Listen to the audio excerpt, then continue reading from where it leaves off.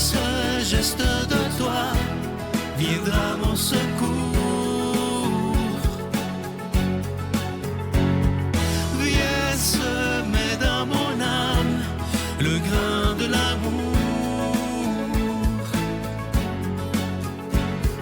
Je traverse un désert et je meurs de soif. Montre-moi le mystère qui garde la foi. Bon samedi, bienvenue à votre émission La Victoire de l'amour. J'espère que vous allez bien ce beau samedi. Comme on le fait toutes les semaines, on rejoint quelqu'un qu'on aime beaucoup, Mylène Kéry et l'homélie avec Luc Fallouf.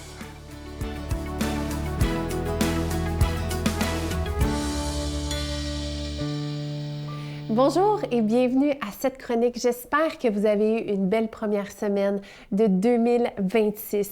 Vous savez, je suis une amoureuse des psaumes. Je sais, je pense que j'en ai déjà parlé, mais j'aime la poésie, j'aime la profondeur, j'aime la richesse des textes, la musique aussi qui s'y retrouve. Et je me suis dit, pourquoi pas commencer l'année dans les psaumes. Donc, je m'y plonge avec vous cette année et on commence avec le psaume 1, puisque je trouvais qu'il était parfait pour débuter, pas juste à cause de son chiffre, mais puisqu'il trace un chemin de bénédiction fondé sur l'écoute, la méditation de la parole et la marche avec Dieu. Alors, on lit ensemble Psaume 1, versets 1 à 3. « Heureux l'homme qui ne suit pas le conseil des méchants, qui ne s'arrête pas sur le chemin des pécheurs et qui ne s'assied pas en compagnie des moqueurs, mais qui trouve son plaisir dans la loi de l'Éternel et qui la médite jour et nuit. Il est comme un arbre planté près d'un cours d'eau, Il donne son fruit en son temps et son feuillage ne se flétrit pas. Tout ce qu'il fait réussit. » Et le pasteur John Piper a dit ceci, et j'aime cette image. « Des fortes affections pour Dieu, enracinées dans et façonnées par la vérité des Écritures, voilà l'essence même de l'adoration biblique. » Donc, autrement dit, ce qui nous aide à aimer Dieu profondément, à marcher avec lui, c'est de laisser sa parole nous façonner, nous guider et nous former. C'est une chose de connaître quelques versets, mais c'en est une autre de laisser ces paroles devenir une racine et une encre pour notre vie. Alors, aujourd'hui, je vais vous inviter, je sais que je vous fais quelques invitations en ce début d'année, mais je vais vous inviter tous les jours à lire ne serait-ce qu'un verset. Même si vous ne comprenez pas toujours tout, je lève ma main, je ne comprends pas toujours tout, je fais des recherches et je cherche à comprendre. Mais même si vous avez juste un petit 5 minutes, laissez la parole de Dieu vous parler, laissez-la vous nourrir, laissez-la vous ancrer en lui. Et on commence souvent l'année avec des bonnes résolutions, mais est-ce qu'on a toujours les bons fondements? Et on court tous après le succès, après la stabilité, après la paix, mais ce psaume ne parle pas de faire plus, de forcer plus, de prouver plus. Il parle de plantation, de méditation de la parole et d'ancrage. Et un arbre, ça ne pousse pas en courant partout. On le sait tous bien, ça pousse en étant bien enraciné dans de la bonne terre, dans une bonne source d'eau, comme dans Planter avec Marthe Laverdière. Si vous écoutez cette émission comme moi, elle nous enseigne tout ça. Donc oui, un arbre, c'est là qu'il puise tout ce dont il a besoin pour traverser les différentes saisons. Et j'avais envie de nous poser la question cette année, où va-t-on planter notre cœur? Le psalmiste nous rappelle que le vrai bonheur commence quand on prend plaisir à la parole de Dieu, quand on choisit de s'en nourrir chaque jour, pas comme une corvée spirituelle, mais comme une source de vie. Et j'aime cette citation qui dit « Être enraciné dans la parole de Dieu, ce n'est pas de posséder des idées parfaites, mais laisser la vérité de Dieu irriguer chaque pensée, fortifier chaque faiblesse, éclairer chaque pas. » Et regardez maintenant au verset 3, « Il donne son fruit en son temps. » Ça veut dire que tout ne fleurit pas d'un coup, et c'est correct. Peut-être qu'il va y avoir des moments d'attente, des moments de silence, mais si on reste planté dans la bonne source, alors le fruit va venir. Et Dieu ne nous demande pas d'avoir tout compris, tout planifié ou même tout maîtrisé. Il nous demande juste de choisir où nous allons planter nos racines. Si elles sont en lui, alors elles vont tenir, elles vont grandir et elles vont porter du fruit. Je sais que je vous ai déjà offert mes vœux, mais je vous en souhaite d'autres. Je vous souhaite une paix intérieure enracinée en Dieu, une force tranquille même quand tout bouge autour, une confiance solide, pas parce que tu sais ce qui t'attend, mais parce que tu sais avec qui tu marches. Notre Père qui es aux cieux, Que ton nom soit sanctifié, que ton règne vienne, que ta volonté soit faite sur la terre comme au ciel. Donne-nous aujourd'hui notre pain de ce jour. Pardonne-nous nos offenses, comme nous pardonnons aussi à ceux qui nous ont offensés. Et ne nous laisse pas entrer en tentation, mais délivre-nous du mal, car c'est à toi qu'appartiennent le règne, la puissance et la gloire pour les siècles des siècles. Amen. Rejoignez la Victoire de l'Amour pour un pèlerinage exceptionnel en Italie du 31 mai au 11 juin 2026, organisé par Spiritour. Vous serez accompagné de Sœur Angèle, le Père Gauthier, Miguel Padilla et Sylvain. Au programme, découverte de Venise, Milan, Turin, Pise, Sienne, Assise et Rome. Célébration eucharistique animée par le Père Gauthier et participation à l'audience générale au Vatican avec le pape Léon XIV. Pour information et inscription, 514-374-7965 ou sans frais au 1-866-331-7965. Je suis tellement content de vous parler du cadeau du mois de janvier. Ça fait longtemps que j'avais hâte de vous en parler. C'est un chapelet. On l'appelle le chapelet de la protection. C'est le plus beau qu'on a eu depuis les 30 ans, les 30 dernières années. Vous allez le voir à l'écran présentement. Et pourquoi on l'appelle le chapelet de la protection? C'est que les médailles, c'est Saint-François, Saint-Benoît, Sainte-Antoine, Sainte-Thérèse. Et dans le milieu, vous avez la Vierge de Notre-Dame de Lourdes. Et à l'intérieur de la croix, ceux qui ont des bons yeux, puis vous la regardez au soleil, vous allez voir Notre-Dame de la Guadeloupe, qui est la patronne des Amériques, selon Saint Jean-Paul II. Et je vous rappelle évidemment que ce chapelet, il est déjà béni. Et je trouve que c'est une belle façon de commencer l'année 2026 en l'offrant à la Vierge Marie afin qu'elle nous protège pendant toute cette nouvelle année. Alors, je vous remercie de tout mon cœur de ce que vous ferez pour la victoire de l'amour en ce mois de janvier 2026 déjà. Je vous rappelle qu'avec un don de 25 $ vous en recevez un et avec un don de 40 $ vous en recevez deux. Je vous rappelle également qu'il est déjà béni. Voici comment vous procurer ce chapelet. Par la poste à la Victoire de l'Amour, casier postal 120, succursale Boucherville à Boucherville, le J4B 5E6, ou par téléphone, par carte de crédit, du lundi au jeudi, de 8h à 17h, au 514-523-4433, ou à notre numéro sans frais, le 1-888-811-9291. Également sur notre site Internet, le www.lavictoiredelamour.org. Avec votre don, vous recevrez aussi un reçu pour fin d'impôt. Merci de donner des mains à la Providence. Merci d'investir dans votre foi.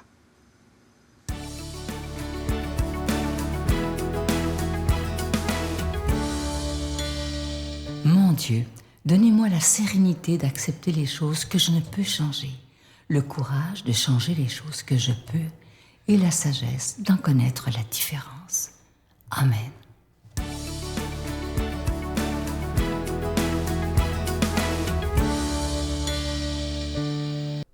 Bonjour, merci d'être là en ce 10 janvier. Dans l'Évangile d'aujourd'hui, il sera question de baptême. Je dis baptême avec un S, donc de plusieurs baptêmes. De celui que Jean le Baptiste, évidemment, pratiquait, mais aussi celui ou ceux que pratiquaient les disciples de Jésus. Or, on va le voir, hein, le baptême déjà de Jean le Baptiste suscitait des questions parmi les Juifs. Puis voilà que celui pratiqué par les disciples de Jésus va en susciter encore plus. Alors, on peut se poser plusieurs questions face à ces baptêmes. D'abord, pourquoi Jean? Puis pourquoi les disciples de Jésus baptisaient-ils?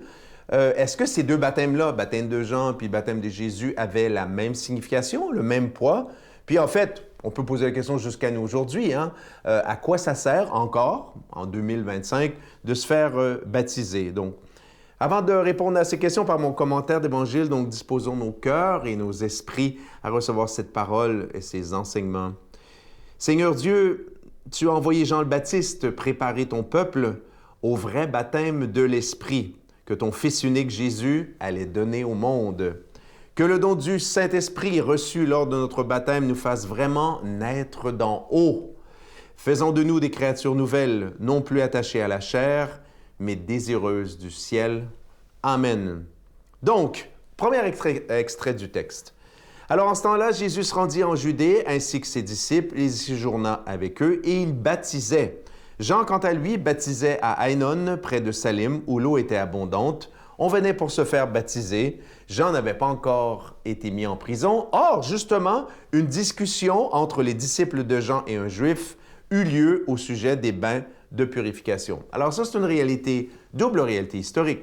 Donc, Jean-Baptiste baptisait. On sait même, selon voilà, les évangiles, que Jésus a accepté d'être baptisé par Jean-Baptiste. Mais voilà, il faut savoir, nous, on voit un rite de purification, on ne comprend pas trop.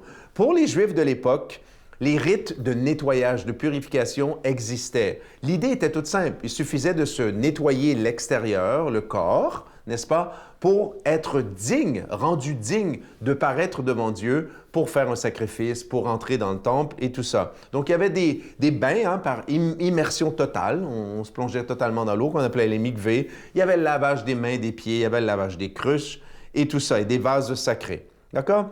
Le baptême donné par Jean-Baptiste, c'est un baptême particulier. C'est une immersion dans l'eau qui appelait non pas seulement à « je me nettoie avant d'aller voir un sacrifice au temple », mais c'était vraiment quelque chose de déjà plus profond que les simples ablutions. On dit, les purifications, on appelle ça des ablutions.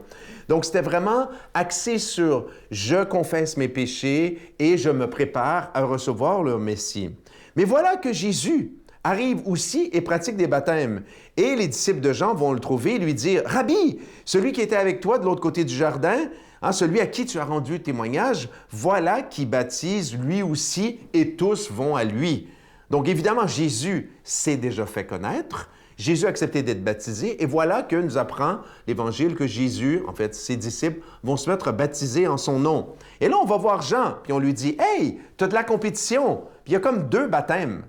Jean, qu'est-ce que tu en penses? Et là, Jean va avoir cette phrase absolument extraordinaire concernant Jésus. « Un homme ne peut rien s'attribuer sinon ce qui lui est donné du ciel. » Et il rajoute « Moi, je ne suis pas le Christ, mais j'ai été envoyé devant lui. Quelle est ma joie? Ma joie, elle est parfaite. Lui, il faut qu'il croisse, que Jésus gagne en popularité et que moi, je diminue. » Je répète, un homme ne peut rien à s'attribuer sinon ce qui est donné, ce qu'il a reçu du ciel. Donc, au fond, on est rendu à la question. Le baptême donné par Jésus. Messieurs, dames, le baptême donné par Jésus, ce n'est pas un baptême symbolique. Ce n'est pas un baptême uniquement de purification extérieure. Non, c'est une renaissance par l'Esprit Saint. Jésus est Dieu et Jésus, par le baptême, donne l'Esprit Saint. Là, on n'est pas du tout dans les mêmes effets que le baptême de Jean donnait. Et Jésus va nous avoir donné la clé de ce que donne son baptême dans le dialogue avec Nicodème, dans le même chapitre 3. Si quelqu'un naît d'eau et d'esprit, s'il ne naît pas, donc d'eau et d'esprit, il ne peut entrer dans le royaume des cieux. Ce qui est chair est chair, ce qui est esprit. Il vous faut naître d'en haut. C'est ça que donne le baptême. Demandons à Dieu de nous bénir, lui qui est Père, Fils, Saint-Esprit. Bonne journée. Je vous salue Marie, pleine de grâce. Le Seigneur est avec vous. Vous êtes bénie entre toutes les femmes, et Jésus, le fruit de vos entrailles, est béni. Sainte Marie, Mère de Dieu, priez pour nous pécheurs, maintenant et à l'heure de notre mort. Amen.